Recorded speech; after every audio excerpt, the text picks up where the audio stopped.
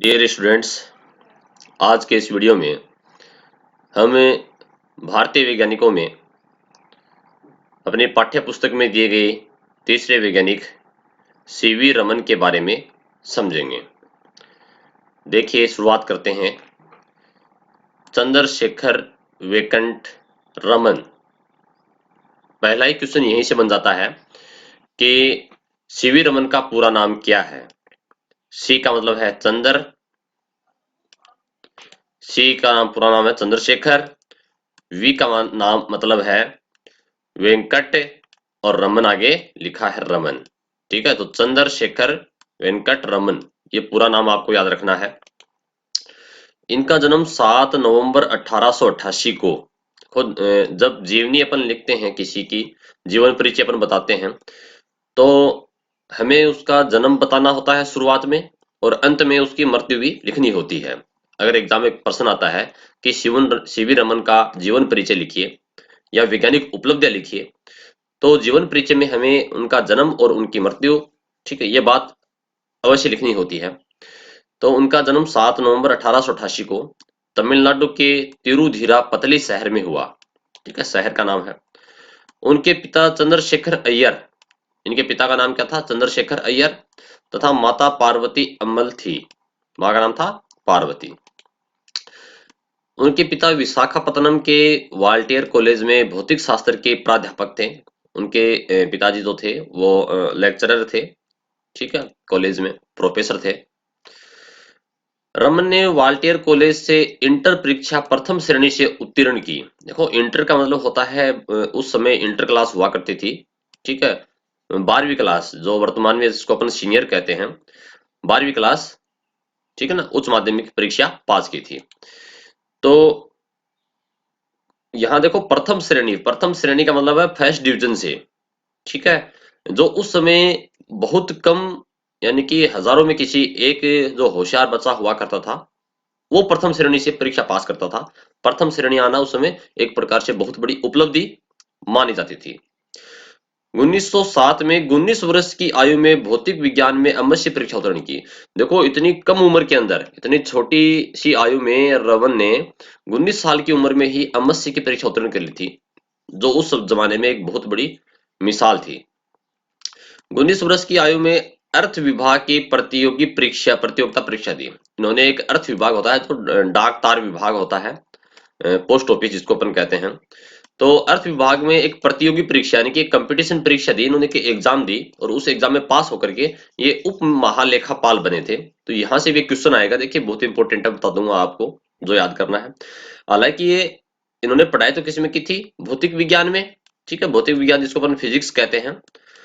परंतु इन्होंने जो प्रतियोगी परीक्षा दी, उसके अंदर यानी कि भौतिक विज्ञान के छात्र होते हुए भी प्रतियोगी परीक्षा, जिसमें साहित्य, ठीक है, हिंदी साहित्य में, जैसे हिंदी है, इंग्लिश है, वो साहित्य में आते हैं, इतिहास, हिस्ट्री, संस्कृत भाषा और राजनीतिक शास्त्र या राजनीतिक विज्ञान विषय थे।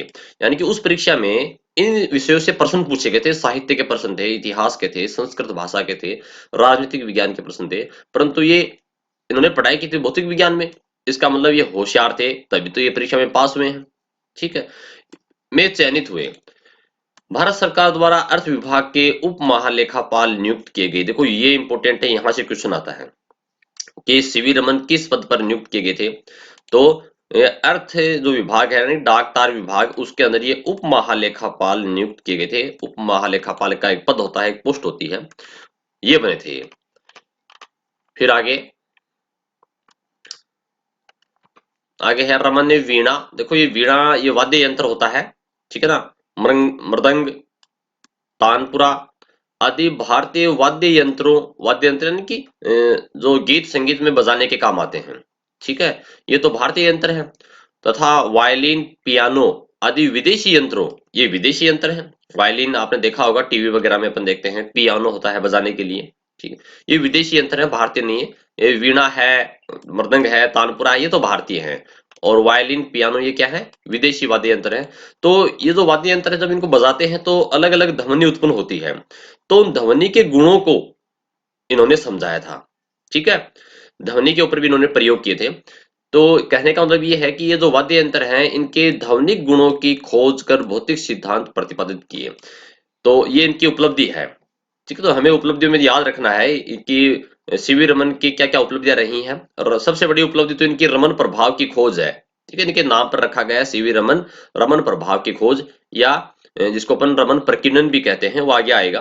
परंतु ये भी एक ध्वनि वाली भी उपलब्धि है। ठीक है, ऐसे आ जाए एग्जाम में कि रमन, सीवी रमन वैज्ञानिक द्वारा किन्हीं दो उपलब्धियों के बारे में लिखो। ठीक, तो हमें यहाँ भी इसके बारे में अपन लिख सकते हैं, ध्वनि वाली बात भी।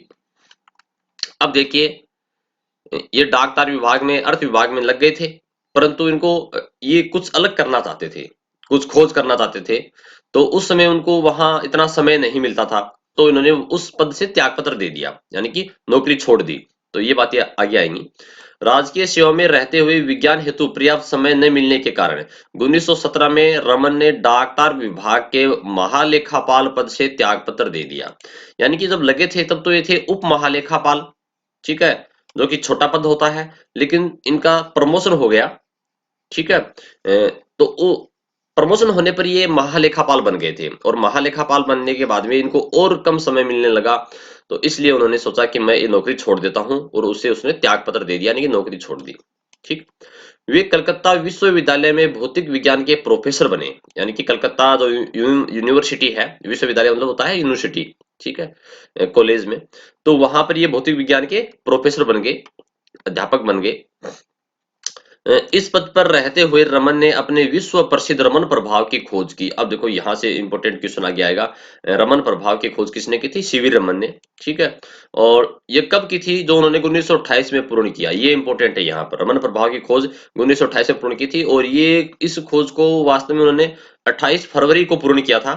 इसलिए 28 फरवरी को हर साल अपन राष्ट्रीय विज्ञान दिवस मनाते हैं। ठीक है, रमन प्रभाव की खोज के उपलक्ष्य में मनाते हैं। अब देखो, अगर ये प्रश्न आ जाए कि राष्ट्रीय विज्ञान दिवस 28 फरवरी को ही क्यों मनाया जाता है, तो कई बच्चे ये सोचेंगे कि क्या पता उनका जन्मदिन हो। ठीक है, मोस्टली ज्यादातर अपन दिवस जो होते हैं वो किसी के जन्म दिवस पर या जिस समय उनकी मृत्यु हुई है उस दिन मनाते हैं। परंतु ये अपने वैज्ञानिक जो अपन पढ़ रहे हैं, सीवी रमन, इन्होंने 28 फरवरी 1928 को सीवी रमन ने रमन प्रभाव की खोज की थी। ठीक है, इसलिए उनके सम्मान में राष्ट्रीय विज्ञान दिवस मनाया जाता है। तो आपको ये बात भी याद रखनी है। रमन प्रभाव की खोज पर 1930 में उन्हें नोबेल पुरस्कार से सम्मानित किया गया। देखो, पुरस्कार आपको जितने भी वैज्ञानिक हैं उनको एक या दो कोई ना कोई बड़े पुरस्कार जरूर मिले हैं। ठीक है, तो आपको वो पुरस्कार जरूर याद रखने हैं। तो रमन प्रभाव की खोज पर इनको कौन सा पुरस्कार मिला था? नोबेल पुरस्कार 1930 में। अब ये नोबेल पुरस्कार जो होता है पूरे विश्व में, ठीक है, पूरे विश्व के लेवल का पुरस्कार है, जो अ, इनको मिला दिया गया था 1930 के अंदर। रमन प्रभाव को रमन प्रकीर्णन भी कहा जाता है। इसको क्या कहते हैं? रमन प्रकीर्णन भी कहते हैं। अब रमन प्रभाव है क्या, इसकी परिभाषा जो है वो अपन समझेंगे कि रमन प्रभाव किसे कहते हैं। ये भी इंपॉर्टेंट है, यहाँ से क्वेश्चन आएगा, तो आप यहाँ से इसको अंडरलाइन करते चलिए कि इसके अनुसार जब प्रकाश द्रव्य माध्यम से गुजरता है। देखो, जब प्रकाश, कोई भी प्रकाश है, टॉर्च का प्रकाश है या सूर्य का प्रकाश है, और जब वह द्रव्य माध्यम, द्रव्य यानी कि तरल पदार्थ में से, जैसे पानी है, दूध है, ठीक है, तेल है, घी है, ये द्रव्य तरल पदार्थ है। जब प्रकाश द्रव्य माध्यम से गुजरता है तो प्रकाश व द्रव्य में अंतर क्रिया होती है। यानी कि उसके अंदर प्रकाश की जो किरणें हैं उन द्रव्य पदार्थ से टकराती हैं, कणों से टकराती हैं, और वो फैलती हैं। ठीक है, तो अलग अलग द्रव्य के अंदर उसका अलग अलग प्रकार से प्रकीर्णन होता है। फैलने का मतलब होता है प्रकीर्णन। ठीक है, नाम ही देखो क्या, प्रकीर्णन, प्रकीर्णन का मतलब है फैलना। ठीक, तो प्रत्येक द्रव्य के लिए वो अलग अलग होगा। तो इसे ही प्रकाश का प्रकीर्णन कहा जाता है। इसे क्या कहा गया? प्रकाश का प्रकीर्णन, और यही रमन प्रभाव भी कहलाता है। ठीक है, तो ये आपको परिभाषा इसकी याद रखनी है। रमन प्रभाव की, रमन प्रभाव खोज की विशेष बात यह थी कि केवल 200 रुपए के उपकरण, यानी बिल्कुल सस्ता और ना के बराबर सुविधाओं के साथ रमन ने यह खोज कर दी। बड़े बड़े वैज्ञानिक जो बड़ी बड़ी मशीनें, उपकरण, कई हजारों लाखों करोड़ों रुपए खर्चा खर्चा करते तब भी ये नहीं बना पाए थे। और हमारे वैज्ञानिक जो सीवी रमन है, भारतीय वैज्ञानिक, इन्होंने बिल्कुल कम रुपयों में ये उपकरण बना दिया। भारत सरकार द्वारा उन्हें 1949 में राष्ट्रीय प्राध्यापक नियुक्त किया गया, यानी कि उनको एक पद दिया गया। 1954 में उन्हें सर्वोच्च, ये इंपॉर्टेंट है, देखो याद कीजिएगा, ये पुरस्कार है, पुरस्कार आपको याद रखने हैं। एक तो नोबेल पुरस्कार मिला था, और एक इनको सर्वोच्च सम्मान भारत रत्न से विश्व विभूषित किया गया। देखो सर्वोच्च भारत का सबसे ऊंचा सम्मान जो है ना, पूरे अपने देश की बात कर रहे हैं, भारत देश की, तो भारत देश में सबसे बड़ा जो पुरस्कार होता है वो होता है भारत रत्न। ठीक है, तो ये उनको मिला था 1954 में। ठीक, पूरे जितने भी पुरस्कार है जैसे पद्म भूषण, पद्म विभूषण, ठीक है, वैसे ही यहाँ पर भारत रत्न जो होता है वो सबसे ऊंचा, सबसे बड़ा सम्मान होता है भारत के लिए। तो